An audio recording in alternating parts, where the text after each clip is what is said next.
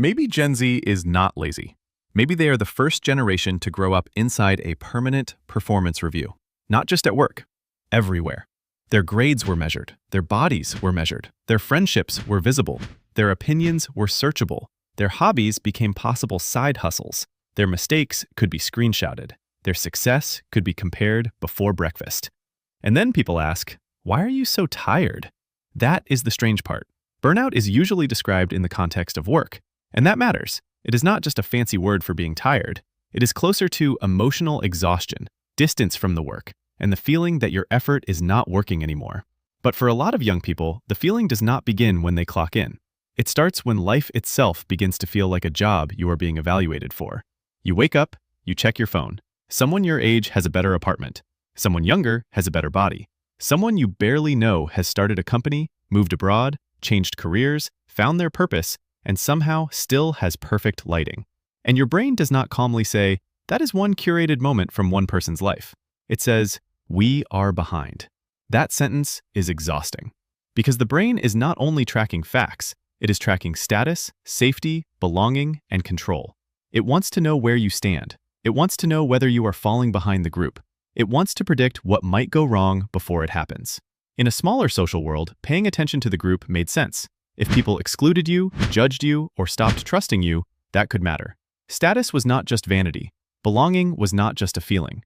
Uncertainty was not just uncomfortable. These signals helped the brain decide what was safe. But the modern world took those old social signals and made them infinite. You are not just comparing yourself to the people in your room.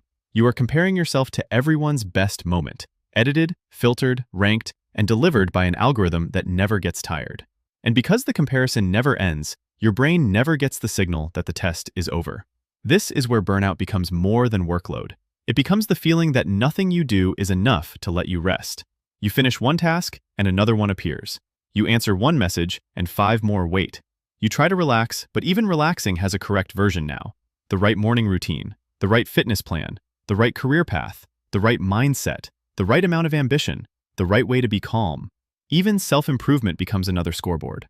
So when Gen Z looks unmotivated, detached, or cynical, that may not always be a lack of discipline.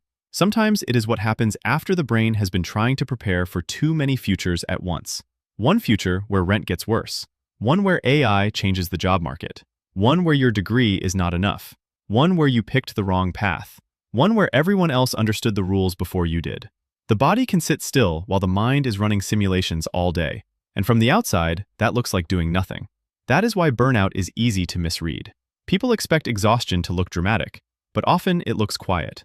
A person stops replying, stops caring, stops starting, scrolls more, dreams less, avoids the thing they actually want, because wanting it means risking proof that they might fail. And then the judgment arrives again.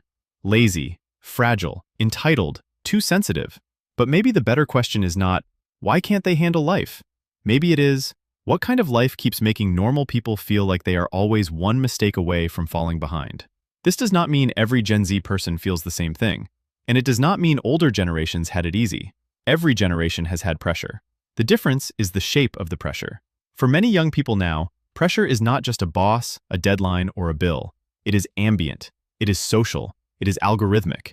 It follows them into bed. It sits inside the phone. It turns identity into content, work into personality, rest into optimization, and the future into a threat that refreshes every few seconds.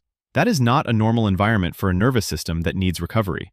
A brain can handle stress when stress has edges, a beginning, an end, a clear reason, a clear action. But when the stress is vague, constant, and tied to your whole identity, the brain keeps scanning. It keeps preparing. It keeps asking, are we okay yet? And the world keeps answering, not yet. That may be the hidden psychology of Gen Z burnout. Not weakness, not laziness, not simply too much work. A brain built to watch for social danger is now living inside a permanent scoreboard. The weird part is not that people get tired. The weird part is that we act surprised. Maybe burnout is what happens when your survival system is forced to treat ordinary life like a never-ending audition. And maybe the first step is not to win the scoreboard. It is to notice that the scoreboard is there. If your brain has fooled you before, subscribe. That is basically the whole channel.